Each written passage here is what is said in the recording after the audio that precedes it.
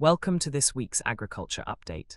I'm speaking to you after Bishop Paul Verryn's latest meeting, held on Friday 23 January.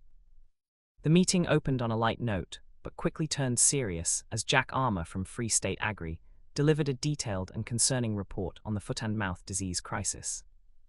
According to Jack, the situation has deteriorated sharply.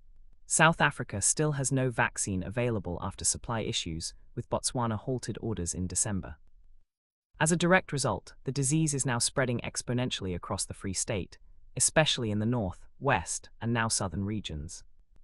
The human impact is heartbreaking. Jack described big, experienced commercial farmers breaking down in tears. Dairy farmers are particularly hard hit because a quarantine can last up to a full year, shutting down all cattle movement. The emotional, financial, and psychological stress is extremely high, with reports of suicidal tendencies among some farmers. There is also frustration around underreporting. Some farmers are trying to hide outbreaks, using vitamins, antibiotics, or simply hopping at passes. Jack was very clear: once the herd is infected, the disease stays latent and can flare up again under stress. He urged everyone to report suspected cases immediately and to obey quarantine rules strictly, especially in commonage areas where isolation is almost impossible. Important food safety message.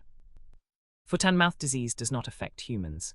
You cannot get sick from drinking pasteurized milk or eating properly processed meat. However, milk from infected cows carries a very high viral load, and raw meat from illegal slaughter poses a serious risk of spreading the disease to other animals. From an economic perspective, this is already a major disaster for the sector.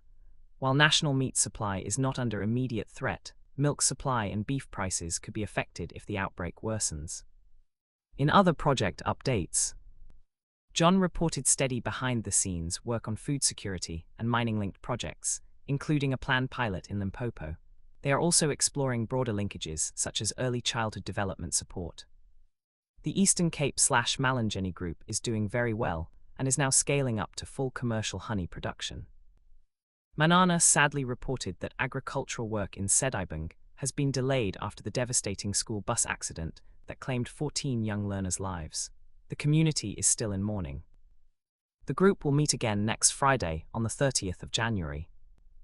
Please keep all our farmers, especially those battling foot-and-mouth disease, in your prayers this week. Thank you for listening. We'll bring you another update soon.